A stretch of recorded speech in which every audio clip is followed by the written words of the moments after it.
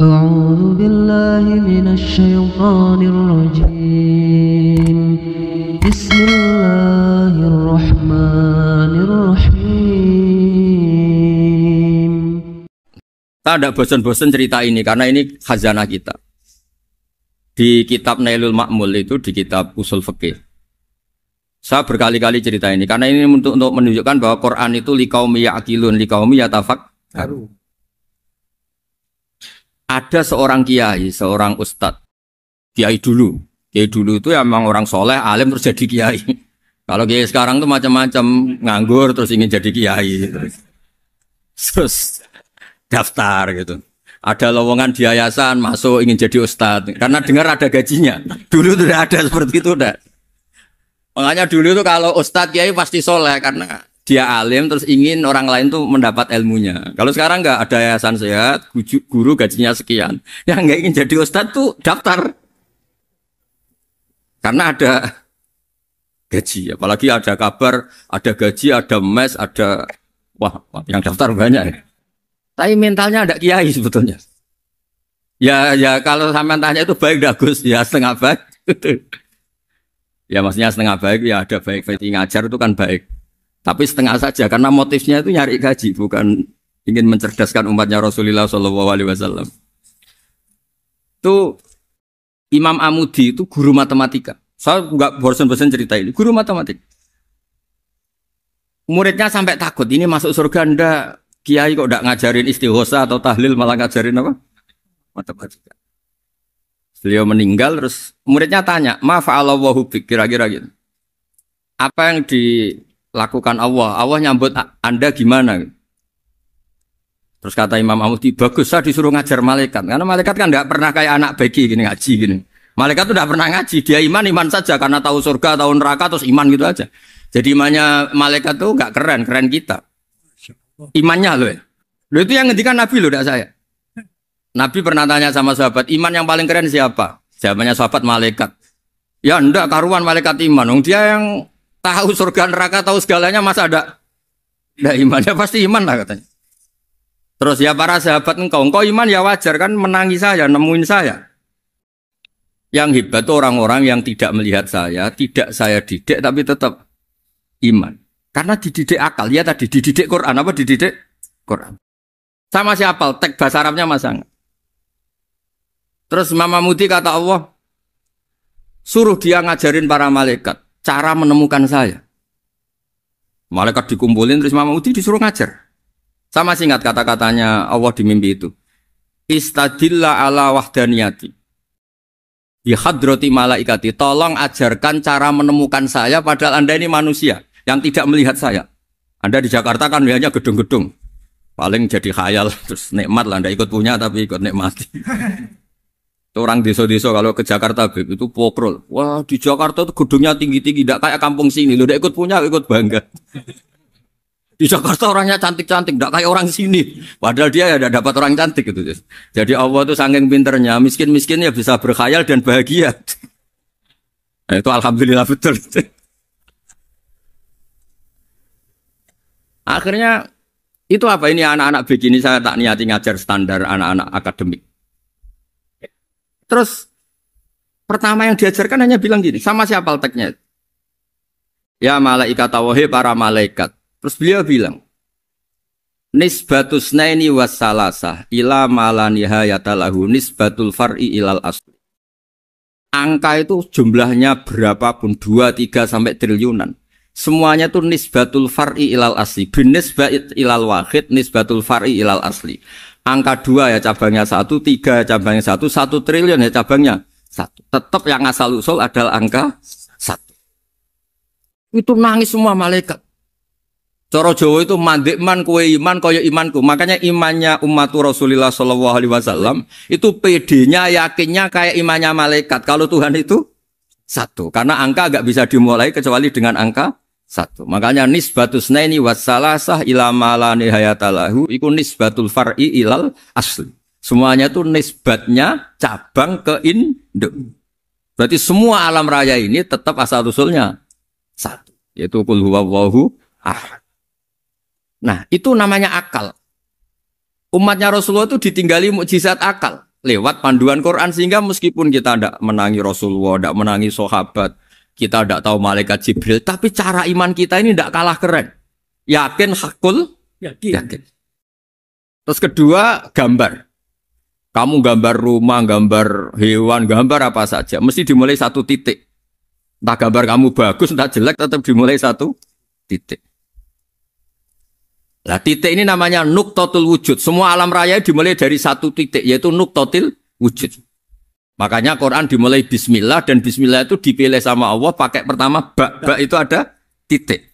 Itu kata semua ulama, itu titik itu singkatan dari bi kana makana wa bi yakunu mayakun. Karena saya semuanya ada. Bi itu karena saya. Jadi makanya santri-santri beki, tidak usah bayangkan kamu jadi wali terus bisa terbang ke Mekah, tidak usah. Kalau terbang ke Mekah ya sudah umroh aja bayar. Kalau enggak ya maklaran KBH atau apa. Pokoknya cari gratis. Ya gratis kan, dapat orang 10 gratis satu. Terus orang enggak umroh-umroh dirayu-rayu supaya umroh. Repot. Itu pelanggaran fikih itu. Kalau orang punya utang itu wajibnya nyaur utang dulu gitu. Wah repot. Saya itu juga sering bingung di kampung-kampung. Gue sama umroh. Kenapa? Dapat gratisan. Minta uang saja buat nyaur utang. Nggak boleh. Wah, secara fikih yang wajib itu nyaur utang, bukan umroh. Nggak boleh Gus diminta uang, nggak boleh. Harus umroh. Udah gitu saya ini bingung Gus mau umroh. Nggak nikmati. Kenapa? Disuruh ngajar Gus.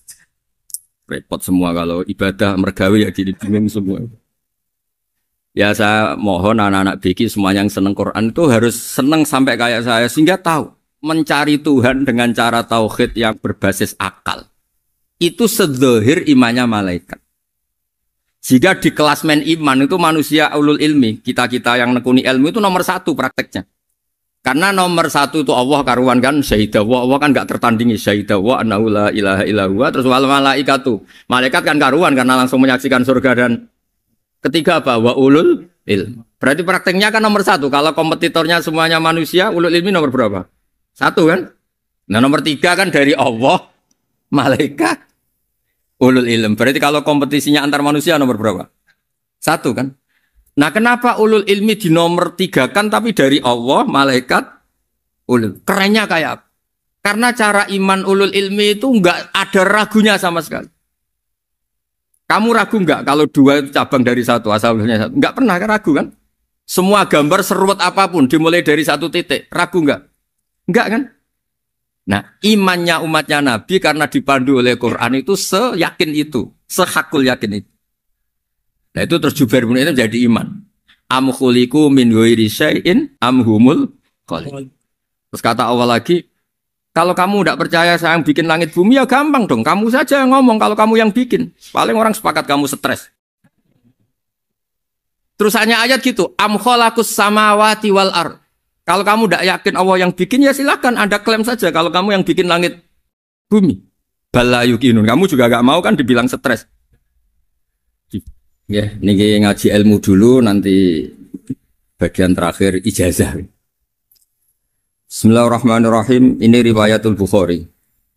Haddatsana Abdullah bin Yusuf, haddatsana Les, haddatsana Sa'id al-Maqburi an-Nabi Hurairah radhiyallahu anhu qala an-Nabi sallallahu alaihi wasallam. Ma minal anbiya'i nabiyyun illa qad u'tiya minal ayat ma mithluhu amana alaihil bashar. Wa innama kana alladhi utituhu wahyan awhahu wa ilayya fa arju an akuna aktsarahum tabi'an yaumal qiyamah.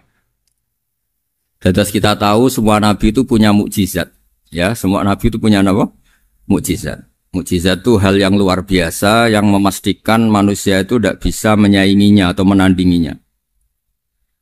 Dan rata-rata mukjizat Nabi dulu itu fisik. Misalnya ontanya Nabi Soleh itu kan onta tapi keluar dari batu, itu kan aneh. Aneh sekali. Atau tongkat Nabi Musa bisa simsalabim mengeringkan laut apa? Merah. Semua Nabi itu punya mukjizat dan semuanya berbentuk fisik. Kecuali mukjizatul Rasulullah Shallallahu Alaihi Wasallam itu berupa Al-Quran. Al-Quran itu konsep ilmiah. Terus kata Rasulullah SAW, tapi saya karena Quran itu justru berharap pengikutku besar dan sampai hari kiamat. Sekarang kita logika ya. Andekan kamu punya tongkatnya Nabi Musa, kalau kamu suka uang, kepikirannya dijual apa dipakai? Kalau kamu suka uang, dipakai.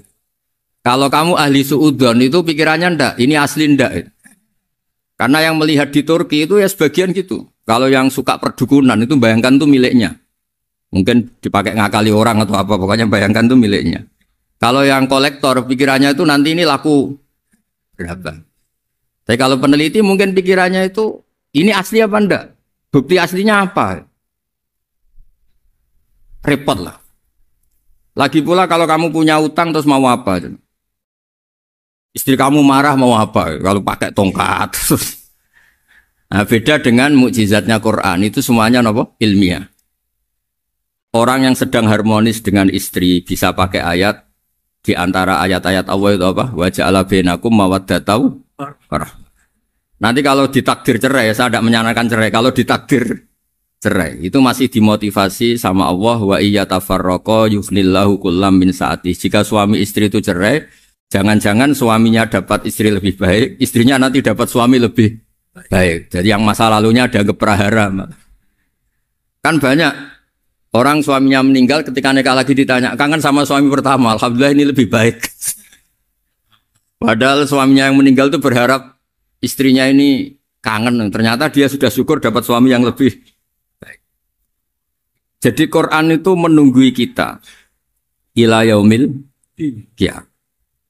Kita tidak bunuh diri, itu ya barokahnya Quran. Karena problem apapun kita dinasihati apa sabar, apa dinasihati sabar. Kan nggak mungkin kamu pegang tongkatnya Nabi Musa, punya masalah apa saja ngelihat tongkat, bisa apa tongkat. Tapi kalau Quran kan nasihat, solusi. Makanya Nabi berharap dengan Quran ini, saya berharap pengaruh saya, pengikut saya terbanyak ila yaumil ya. Terus beliau dikomentari begini sama, ini Fathul Bari, sarahnya Bukhari. Al-muradu anna mu'jizatil anbiya inqaradat binqiradi a'sorihim. Falam yusyahidha illa man hadaraha. Problem mukjizat nabi-nabi dulu itu kan fisik. Sehingga yang tahu kalau Nabi Soleh punya unta yang ajaib, itu yang tahu ya hanya yang hadir saat itu. Yang tahu kalau tongkat Nabi Musa bertuah, itu juga yang tahu hanya yang hadir saat itu. Selebihnya tahu tongkat ya di museum. Tapi kalau Quran menjadi solusi, menjadi panduan, menjadi pegangan itu ila yaumil qiyamah. Kita beri contoh ya, Quran panduan yang paling gampang misalnya begini. Dulu ini cerita ya. Dulu itu ada orang kafir cerdas namanya Jubair bin Mut'im. Itu saking pinternya dia, pinter juga tokoh. Itu sebagai delegasi pembebasan Asra Badrin. Jadi tawanan-tawanan perang Badar itu mulai dulu ya ada negosiasi mau dibebaskan. Terus orang-orang kafir ini menugaskan namanya Jubair bin siapa? Mut'im. Ini ada di Bukhari. Karena ini ngaji di Jakarta. Kalau orang nggak tahu hadis juga tanya ini sahih enggak gitu. Wong nggak tahu kok tanya itu aneh. Padahal kalau dibodoni itu ya nggak tahu. Tapi ya tetap tanya, hadisnya ini sahih enggak? Ini kata kiai apa kata nabi ini ya? Memangnya kata nabi kamu dengar kan ya lewat kiai. Emang. Setelah itu Jubair itu datang ke Medina. Dengerin, datang ke mana? Medina. Kemudian dengar Nabi baca Wattur pas sholat maghrib. Jubair karena Nabi dulu gak ada hotel, gak ada pondok ya. Pondoknya Nabi hanya sufah itu. Nabi baca maghrib, bukan diskusi, bukan debat. Baca Wattur wa kitabi mastur firrokim mansur wal baitil ma'mur wasaqufil marfu wal bakhril masjur. Terus itu. Kemudian sampai pada titik ayat am khuliqu min ghairi syai'in. Masa manusia atau alam raya yang maujudat, yang nyata, yang wujud nyata. Kemudian asal-usulnya itu ketiadaan. Ini kan hadhil alam maujud, alam ini kan nyata. Masa sesuatu yang nyata, penciptanya itu tidak nyata. Jadi gak mungkin ada faham nihilisme. Kalau faham nihilisme berarti melahirkan teori begini.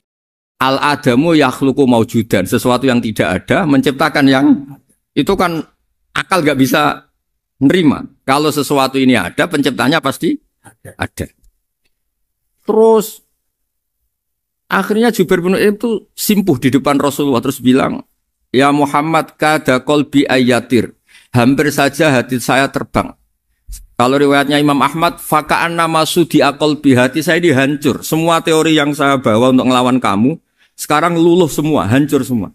Yang benar adalah teori Anda bahwa Tuhan itu satu dan Tuhan itu ada sebelum semua makhluk. Coba kalau Nabi Muhammad ada Jubair bin Mut'im terus menyembunyikan tongkat dekat mihrab. Terus dilihat ini apa? Paling pikirannya ini dari kayu apa?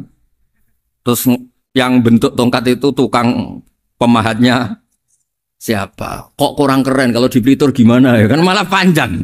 Kira-kira kalau mukjizat itu dari tongkat itu malah panjang. Panjang lah pokoknya panjang. Lagi pula kamu coba kan nggak ngarah mandi, itu yang mandi kan nabinya bukan tongkatnya. Coba tongkatnya Nabi Musa coba anak-anak beki itu. Dipakai mukul kucing aja tidak mesti mati itu. Jadi nggak jelas mukjizat-mukjizat seperti itu nggak. Tapi kalau Quran menunggui sampai saking hebatnya Quran, teori rasionalitas soal kampanye di mana-mana. Tingkat validitas, tingkat kebenaran Quran itu bahkan bisa diuji tanpa membuktikan, tanpa apa? Cukup pakai akal. Ya terus saya teruskan. Fala yamurru terus al murad anna mu'jizatil anbiya in qaradat bin qidari asaim wa mu'jizatul Quran mustamirratun ila yaumil ya. Wa kharquhu lil adat fi uslubihi wa balaghatihi wa ikhbarihi bil mawhibat. Terus kata ini yang ngarang Fathul Bari, sarahnya Imam Bukhari. Fala yamurru asrun minal a'sar illa wa yadharu fihi syai'un mimma akhbaru bi annahu sayakun yadullu ala sihhati da'wahu. Wa hadza aqwal muhtamilat. Wa takmiluhu fil ladzi ba'da. Wa qilani ya. Anal al makna anal mu'jizat al madiyah kanat khissiyatan tusyahadu bil absar kana qati sholeh wa asa Musa. Mukjizatnya nabi-nabi dulu itu hanya penyembuh, hanya pelengkap, hanya nuruti keinginan mata. Seperti dahsyatnya apa? Laut Merah di sebelah apa dipukul sama tongkatnya Nabi siapa? Itu semuanya itu hanya memanjakan mata. Urusan mata. Terus wow itu.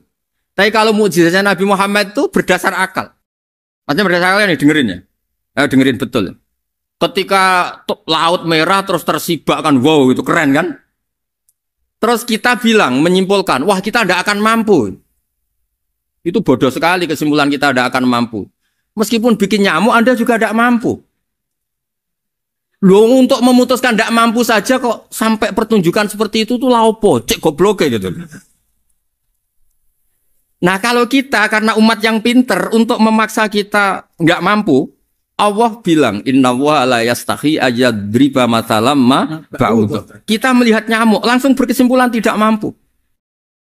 Saya berkali-kali cerita nyamuk itu sudah kecil, masih punya urat, uratnya kayak apa? Masih punya kuman, kumannya seberapa?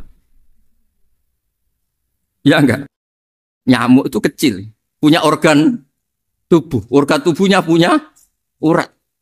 Itu kalau kamu pinter, antara tongkatnya Nabi Musa menyibak Laut Merah sama nyamuk itu sama-sama berkesimpulan melahirkan satu faham bahwa kita tidak loh untuk memaksa tidak mampu saja kok nunjuk pertunjukan ada onta keluar dari batu Nakotu Soleh, ada tongkat yang bisa mengeringkan laut. Cik goblok ya. Lah kita alhamdulillah ada jenis goblok yang seperti ini.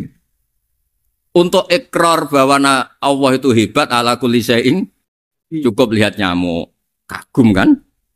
Sudah tidak usah bikin hidup. Saya berkali-kali mencontohkan. Para pemahat tak suruh bikin patung gajah itu mampu. Tak suruh bikin patung nyamuk kalau bisa. Nyari materi dari apa? Gampang mana bikin patung gajah sama patung nyamuk? Gajah, makanya Allah bikinnya contoh itu untuk ijaz itu pakai nyamuk bukan pakai gajah. Itu kalau ustadz-ustadz yang agak jorok malah contohnya nyamuk Gus. Itu kecil. Itu kayak apa? Di dalamnya dia hamil. Oh itu anaknya kecil lagi, telurnya kecil lagi itu gimana itu cara bikin itu? Makanya di sini ada kitab Itqan itu komentarnya itu lucu. Ini kitab Al-Itqan karangannya Imam Suyuti. Ini persis komentar saya tadi yang kata Imam Suyuti pengarang kitab Itqan. Wa ya imma khissiyah wa imma akliyah. Jadi mukjizat itu ada yang fisik, bisa dilihat indra, panca indra, bisa dilihat akal. Wa aktsaru mu'jizati Bani Israil kanat khissiyah li baladatihim. Bilada itu goblok. Wakil lati basoirihim. Dasar wong goblok. Mukjizat kok ngenteni sing wow. Maksudnya dasar wong untuk ngakui Allah hebat saja kok nunggu hal-hal yang seperti itu gitu. Paham gitu? Mergo likil lati napa aklihim. Wa aksaru mu'jizati hadil ummah akliyatun li farati dzakaihim wa kamali afwahihim. Dan mukjizatnya umat ini semuanya berdasar akal karena sudah cerdas. Jadi andaikan kita melihat tongkatnya Nabi Musa menyibak Laut Merah dengan melihat nyamuk, kesimpulan kita sama. Sama-sama wow, sama-sama keren, sama-sama memastikan kita tidak mampu. Makanya terus Quran menerangkan ya wa ma min dabatin fil ardi wala ta'iri yatiru bi janahihi illa umamun amsalukum. Jadi keseharian kita lihat burung kok terbang. Itu sudah ayatun min ayatillah. Paham ya? Dados niki kudu bangga ditunggoni napa Quran, nggih, ditunggoni napa Quran. Wa mu'jizatul Quran tusyahadu bil basirah fayakunu mayatabi'u li ajlihi aksar.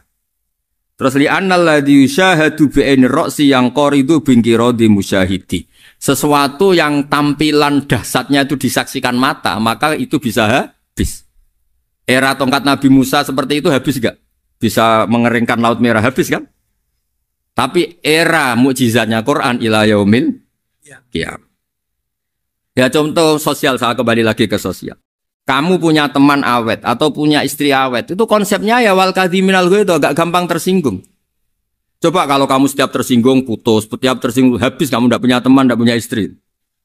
Sampai kita awet seperti ini, kalau kecewa ya wal kadhiminal ghaidh, ngempet. Termasuk saya ini, biasanya ngaji khusus terus baca gini ya kecewa. Tapi barokahnya diwarai Quran wal kadhiminal ghaidh, ngempet Gus, ngempet. Terus kecewa sama teman, kenapa tidak putus? Karena wal afina aninna, sudah kalau kecewa maafkan. Coba kalau kita kecewa presiden demo, kecewa menteri demo, kecewa orang tua minggat. Ya kalau dicari, kalau tidak kan malu. Saya itu punya teman tak tanya, kecewa besar sama bapak itu. Kenapa tidak minggat? Malu. Kenapa malu? Takut gak dicari. Itu orang tuh paling malu itu kalau keluar dari rumah nggak di. Saya punya teman lagi, saya ini takut mati, Gus. Kenapa? Takut istri saya tidak nangis, Gus. Itu kematian terburuk itu kalau mati, tahu istrinya ada nangis. Oh, itu malu betul itu. Makanya jangan mati. Pokoknya pastikan orang sekeliling ada nangis itu baru berani mati. Kalau enggak jangan. Ya, jadi mukjizatnya Nabi itu luar biasa. Nah, ini terus saya teruskan ya. Makanya mukjizat terbesarnya Nabi adalah Al-Qur'an. Karena Al-Quran itu cerita tentang hukum-hukum akal, cerita tentang logika-logika peradaban. Misalnya logika peradaban, contoh paling gampang. Di Quran itu ada sekian ayat yang Allah cerita peradaban. Misalnya wa ahsinu innallaha yuhibbul muhsinin. Itu dikutip terus kemudian disimpulkan dalam peradaban. Kata Sayyidina Ali karramallahu wajhah, ngendikannya gampang. Ahsin man syi'ta takun amirah. Kamu berbuat baik saja sama seseorang, maka otomatis kamu akan jadi pemimpinnya. Ada orang nggak tamat SD, nggak tamat papa, gobloknya minta ampun. Tapi karena gaji seorang pakar, oh kamu tak gaji 1 bulan 1 miliar, perusahaan saya jadikan besar. Itu dikongkan ngalor ngidul ya nurut. Hanya karena dia ihsan. Terus wastaghni amman syi'ta takun nadhira. Saya ulang lagi. Wastaghni amman syi'ta takun nadhira. Dan kamu jangan butuh orang lain, siapapun dia, maka kamu akan setara. Misalnya ada menteri orang antri mau salim, tapi kamu tidak butuh, kan tenang saja. Tapi kalau kamu butuh, habis kamu. Ya kan? Kamu tidak butuh seseorang, maka kamu posisinya akan setara. Kamu harus sopan karena punya utang jasa. Kalau nggak punya apa-apa kan setara. Ya enggak? Misalnya kamu jajar rektor atau jajar menteri, jajar apa saja. Kalau kamu tidak punya utang kan, kamu jajar menteri tidak punya utang. Sama jajar satpam tapi punya utang, takut mana?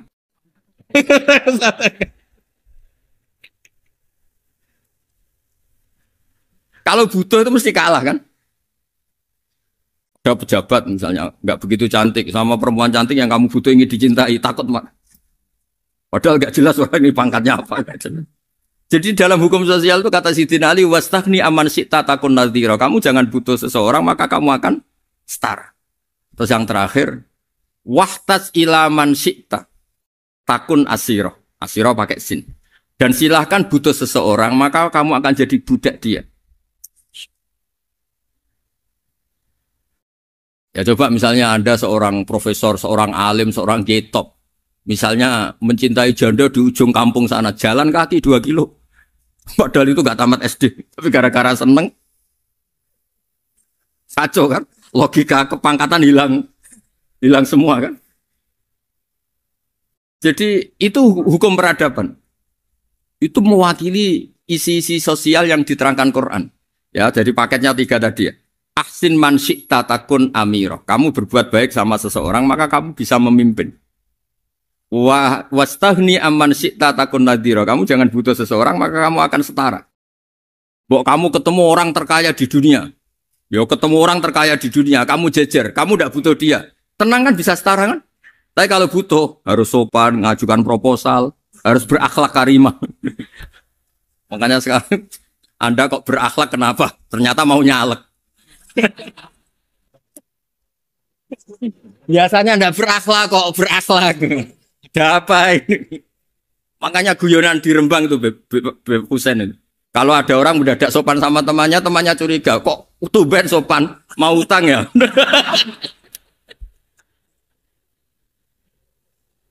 Zaman akhir itu kacau.